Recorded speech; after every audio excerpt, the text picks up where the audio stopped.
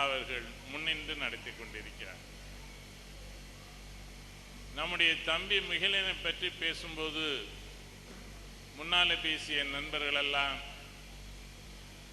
அவர் எத்தகைய நெஞ்சுரம் வாய்ந்த ஒரு போராளி என்பதை இங்கே உங்களுக்கு விளக்கி சொன்னார். என்னுடைய நண்பர் தியாக அவர்களும் சுபவீரபாண்டியன் அவர்களும்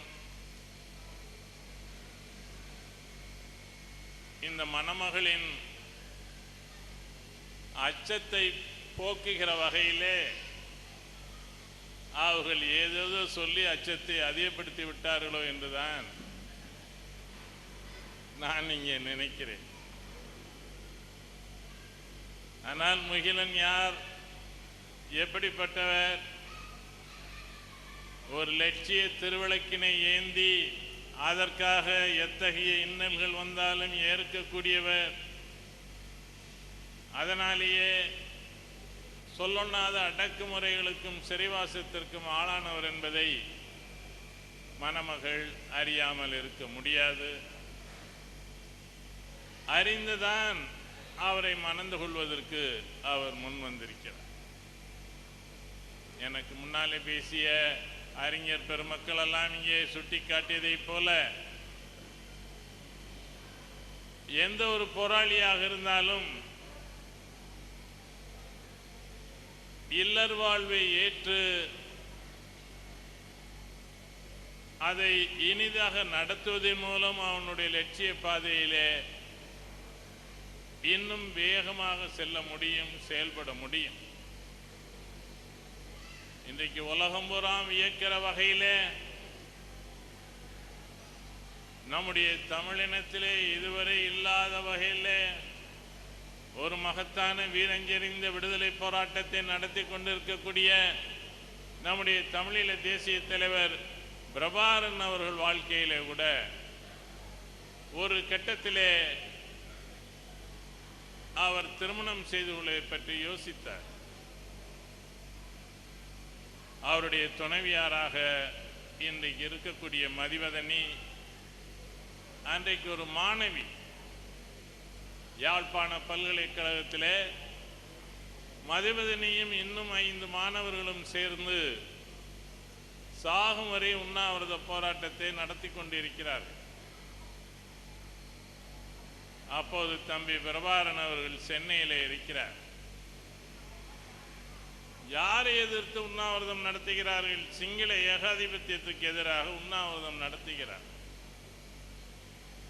ஒரு கட்டத்திலே உண்ணாவிரதம் நடத்திய இந்த மாணவர்கள் மயங்கி விழுந்து விட்டார்கள். ஆனாலும் சிங்கள அரசு அதை வேடிக்கை பார்க்கிறது.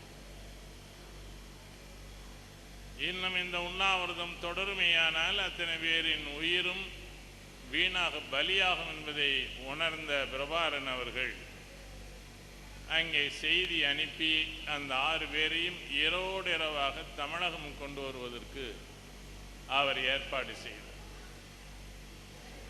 அதற்கிணங்க மயங்கிய நிலையில் இந்த 6 மாணவர்களும் மதிவதனி உள்பட அவர்கள் தமிழ்நாட்டுக்கு மதுரைக்கு என்னுடைய இல்லத்திற்கு கொண்டு வரப்பட்டார்கள். அங்கேதான் அவர்களுக்கு சிகிச்சை அளிக்கப்பட்டு சில நாட்கள் அங்கே வைக்க உடல் நலம் தேறிய பின்னால் சென்னைக்கு அனுப்பப்பட்டார். அப்போது நான் மதுரையிலேயே இருக்கிறேன். சென்னைக்கு அவர்கள் சென்று 1 மாத காலம் ஆன பின்னாலே அங்கிருந்து செய்தி வந்தது உடனடியாக சென்னைக்கு வரும்படி. ஏனவென்று புரியாமல் நான் சென்னைக்கு வந்தபோது அருமை தம்பி பிரபாகரன் அவர்கள் மிக்க வெட்கத்துடன் தயக்கத்துடன் என்னிடம் சொன்னார்கள், அண்ணா, நான் மதிவதனியை நான் விரும்புகிறேன், நான் திருமணம் செய்து கொள்ளலாமா என்பதை பற்றி நீங்கள் தான் சொல்ல வேண்டும் என்று அவர் கேட்டபோது நான் சொன்னேன், நீங்கள் திருமணம் செய்து கொள்ளுங்கள். உலகத்தின் பல்வேறு நாடுகளின் விடுதலை வீரர்களாக திகழ்ந்தவர்களெல்லாம் திருமண வாழ்க்கையில் ஈடுபட்டு கொண்டுதான் விடுதலை போராட்டத்தை தொடர்ந்து நடத்தி இருக்கிறார். திருமணம் ஒருபோதும் உங்களுடைய லட்சிய நோக்கத்திற்கு தடையாக இருக்காது. உண்மையை சொல்ல போனால் அது உங்களுக்கு உதவியாக இருக்கும் என்பதை அவருக்கு நானும் சொன்னேன், மற்ற நண்பர்களும் எடுத்து சொன்னார். அவரிடம் பேசும்போது கூட இன்னொன்றை நான் சொன்னேன். இந்தியாவின் சுதந்திரத்திற்காக ஆயுதந்தாங்கிய போராட்டத்தில் ஈடுபட்ட நேதாஜி சுபாஷ் சந்திர போஸ் அவர்கள் ஐரோப்பாவிலே ஜெர்மனியிலே அவர் தலைமறைவு வாழ்க்கையை நடத்தி அங்கிருந்து இந்தியாவின் சுதந்திர போராட்டத்திற்கு ஆயத்தம் பண்ணி கொண்டிருந்த வேளையிலே தான் ஆஸ்திரியா நாட்டு பெண்மணி ஒருவரை அவர் விரும்பி ரகசியமாக திருமணம் செய்து கொண்டார். ஆகவே நீங்கள் திருமணம் செய்து கொள்வதிலே எந்த தவறும் இல்லை என்பதை அவருக்கு சுட்டிக்காட்டினேன். அதற்கு பின்னால் அவர் திருமணம் செய்தார். புலிகள் இயக்கத்தைச் சேர்ந்தவர்கள் திருமணம் செய்து கொள்வதற்கு அனுமதியும் கிடைத்தது. ஆனால் ஒரே ஒரு நிபந்தனை விதித்தார். சாதி மறுப்பு திருமணமாக இருக்க வேண்டும்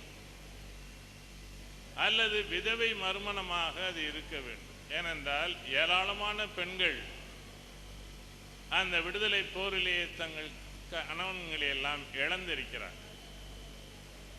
அந்த இளம் பெண்களுக்கு வாழ்வு கொடுக்க வேண்டும் என்ற காரணத்திற்காக இந்த நிபந்தனையை விதித்தார்கள். அதை தொடர்ந்து விடுதலை புலிகள் இயக்கத்திலே ஏராளமான பேர் இந்த அடிப்படையிலே திருமணம் செய்து கொண்டார்கள். அதனாலே அவர்கள் நோக்கம் முன்னிலும் பன்மடங்கு வீருடன் அந்த நோக்கம் இன்றைக்கு நிறைவேறிக் கொண்டிருக்கிறது.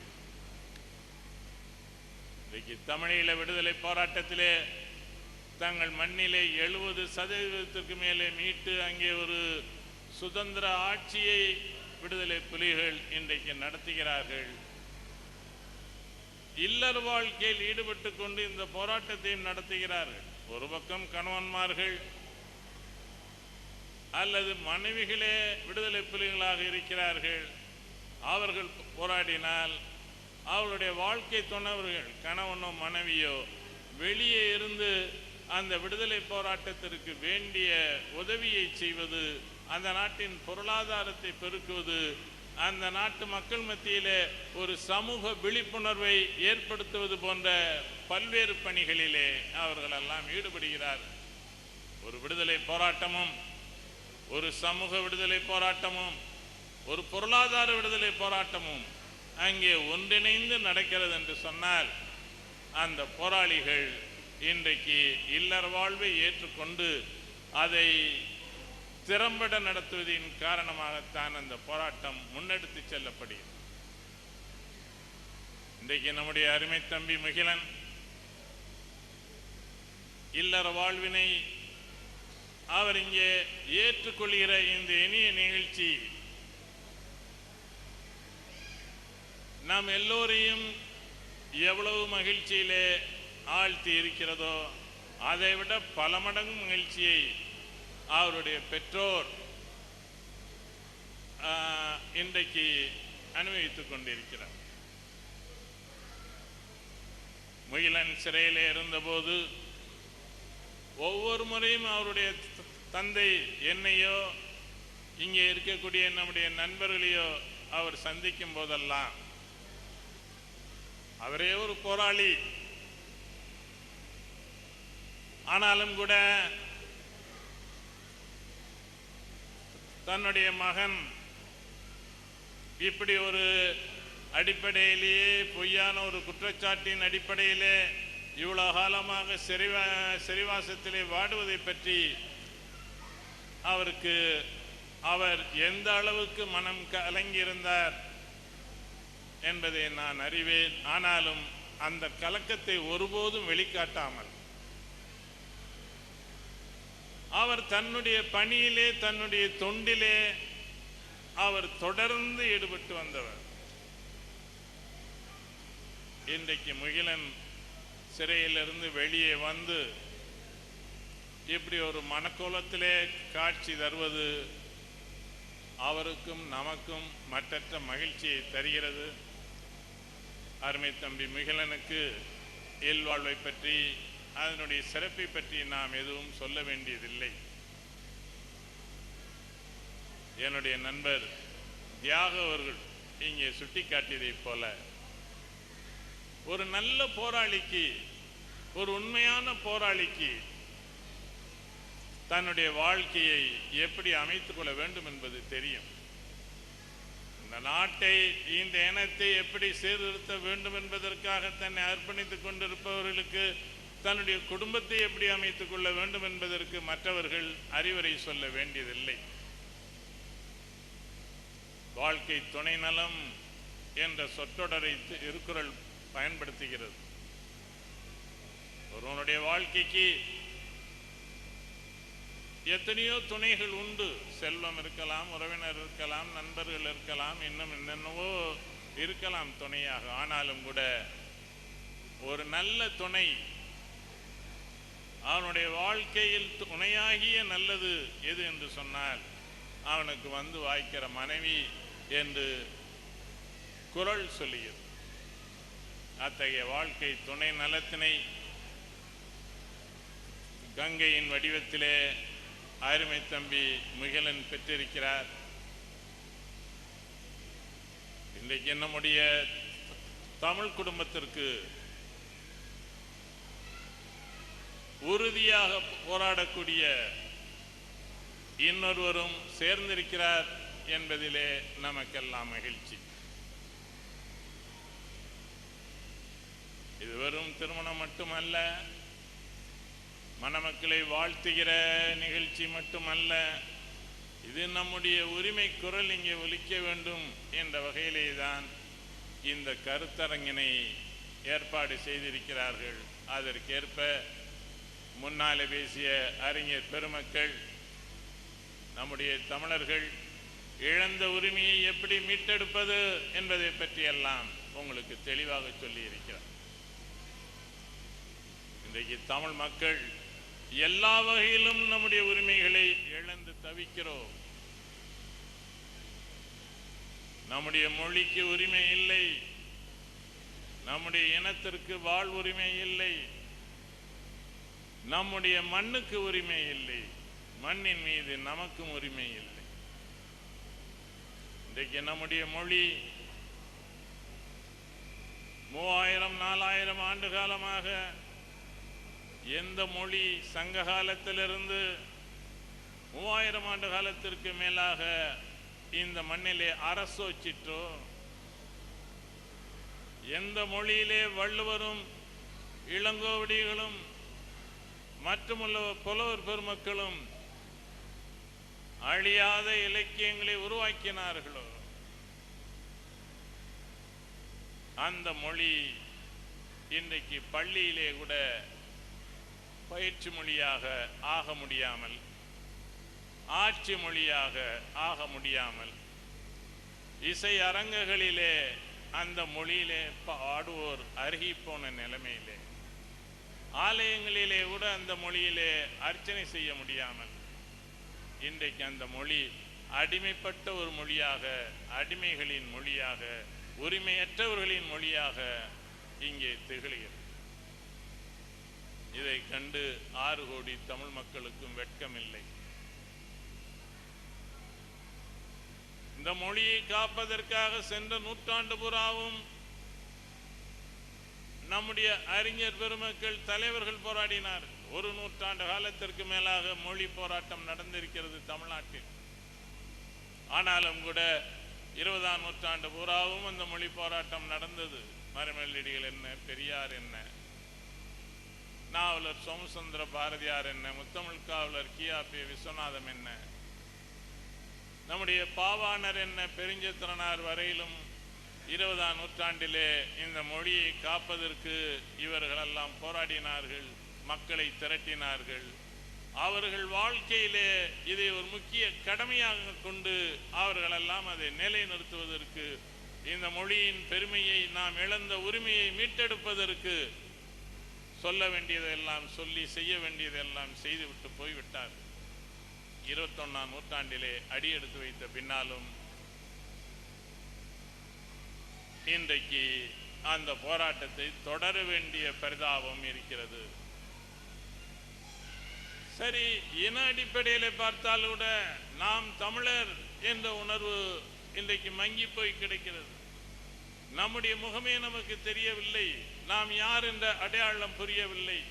சம்பந்தமே இல்லாம இந்தியனாக, இன்னொருவனாக நாம் அடையாளப்படுத்தப்படுகிறோம். மொழியின் அடிப்படையிலே தான் ஒரு இனம் பிறக்க முடியும், மொழியின் அடிப்படையிலே தான் ஒரு தேசிய இனம் தோன்ற முடியும் என்பது உலகம் பூராவும் ஏற்றுக்கொண்ட ஒரு உயரிய கோட்பாடு, நிலைநிறுத்தப்பட்ட கோட்பாடு. உலகம் பூராவும் அந்தந்த மொழி பேசுகிறவர்கள் அந்தந்த தேசிய இனங்களாக இன்றைக்கு வாழ முடிகிறது. ஆனால் நாம் தமிழன் என்ற ஒரு இனம், நம்முடைய இனம் தமிழ் தேசிய இனம் என்பதை நம்மாலே சொல்ல முடியவில்லை, பதிவு செய்ய முடியவில்லை, நிலைநிறுத்த முடியவில்லை. இல்லாத இந்திய தேசிய இனமாக நாம் சித்தரிக்கப்படுகிறோம். அகில இந்திய கட்சிகளும் சரி, இந்திய அரசும் சரி, இதைத்தான் நிலைநிறுத்துவதற்கு முயற்சி செய்கின்றன. நான் தமிழன் என்று சொன்னாலேயே நம்மை தேச துரோகி, பிரிவினைவாதி என்று குற்றம் சாட்டக்கூடிய ஒரு நிலைமை நம்முடைய நாட்டிலே இருக்கிறது, தமிழ்நாட்டிலே இருக்கிறது. ஆக இன அடிப்படையிலும் நம்முடைய உரிமைகளை நம்மாலே மீட்க முடியவில்லை. நாட்டு அடிப்படையிலே பார்த்தாலும் இந்த தமிழ்நாடு இன்றைக்கு கொத்தடிமைகள் நிறைந்த ஒரு நாடாகத்தான் மற்றவர்களாலே கருதப்படுகிறது. வந்தேரிகள், அது வடநாட்டு வந்தேரிகளாக இருந்தாலும், உலகம்புறாவிலிருந்து வந்து குவிந்திருக்கிற பன்னாட்டு வந்தேரிகளாக இருந்தாலும், இந்த தமிழ்நாட்டை ஒரு வேட்டைக்காடாக, ஒரு சந்தையாக, சுரண்டல் காடாக ஆக்கி இருக்கிறார்கள். நம்முடைய வளங்கள், நம்முடைய அனுமதி எல்லாமே சுரண்டப்படுகின்றன.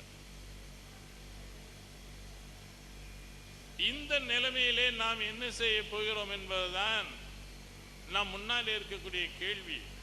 ஒரு நூற்றாண்டு காலம் நம்முடைய தலைவர்கள், நம்முடைய அறிஞர்கள், நம்முடைய தமிழ் பெருங்குடி மக்கள் நீண்ட நெடிய போராட்டத்தை நடத்தி வந்திருக்கிறார்கள். ஒரு நூற்றாண்டு காலம் எந்த ஒரு நாட்டிலும் இப்படி ஒரு பிரச்சாரமும் போராட்டமும் நடைபெற்றதில்லை என்று சொல்லக்கூடிய அளவுக்கு போராடினார். இந்த போராட்டத்தின் உந்துதலின் விளைவாகத்தான் நம்முடைய தம்பி முகிலன், நம்முடைய தம்பி பொழிலன் போன்றவர்கள்,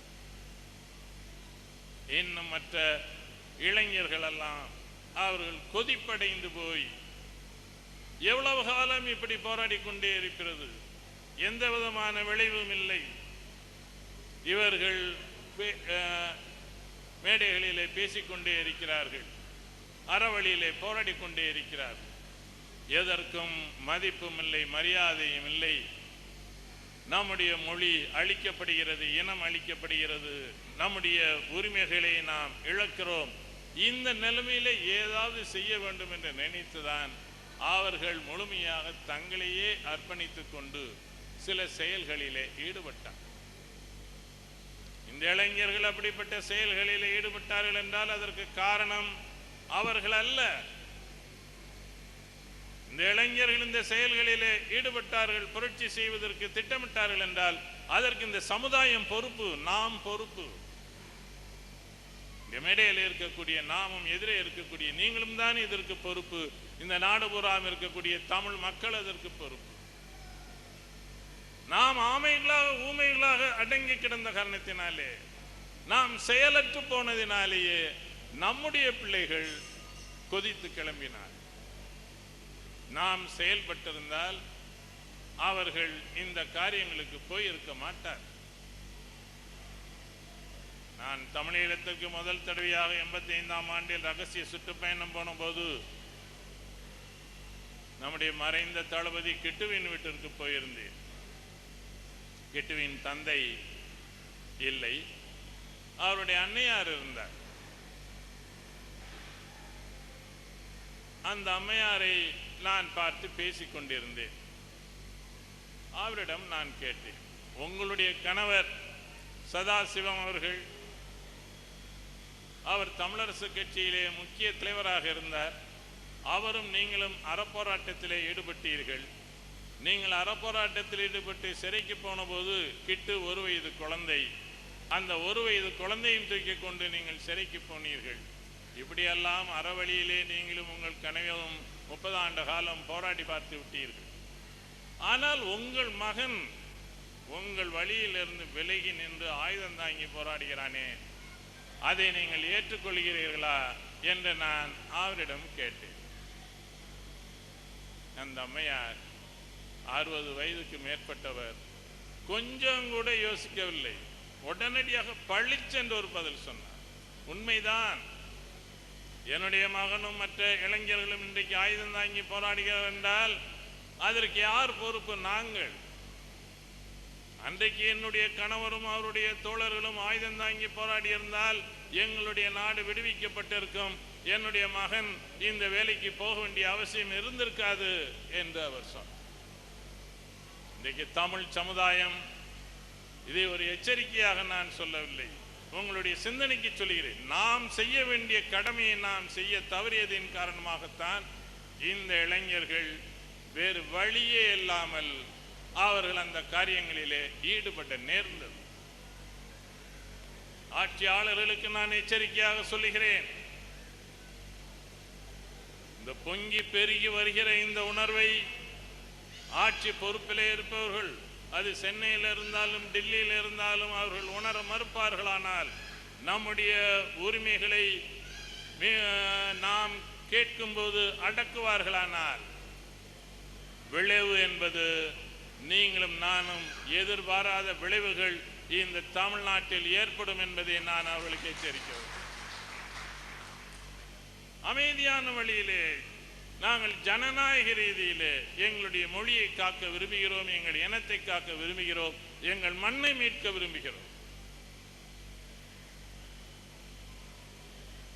அகில இந்திய கட்சிகளும் டெல்லியில் உள்ள அரசும் இதை நீங்கள் தடுக்க ஒன்றும் நடக்காது.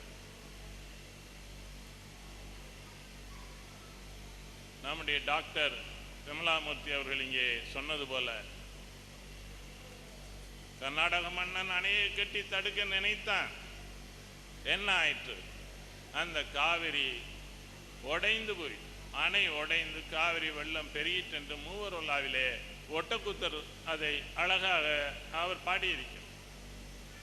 அணை போட்டு எதையும் தடுக்க முடியாது. ஆகவே அருமை நண்பர்களே, நம்முடைய தம்பி முகிலன்,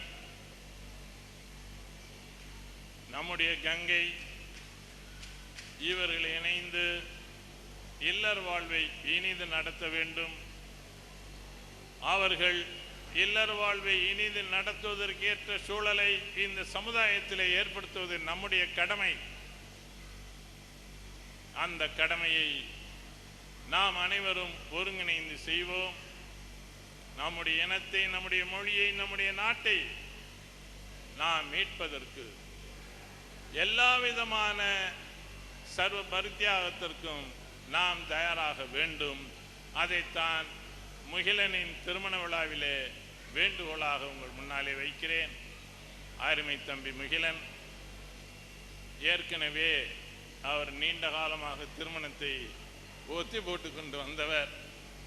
இனியும் நேரத்தை ஒத்தி போட விரும்பாமல் அவர்களுக்கு என்னுடைய வாழ்த்துக்களை தெரிவித்து, நம்முடைய மரியாதைக்குரிய அம்மா ஆமரை பெருஞ்சத்திரனார் அவர்கள் தலைமையிலே இந்த திருமண விழா இப்போது நடைபெற இருக்கிறது என்பதையும் சொல்லி மீண்டும் என்னுடைய வாழ்த்துக்களை தெரிவித்து உங்கள் மத்தியிலிருந்து விடைபெறுகிறேன். வணக்கம்.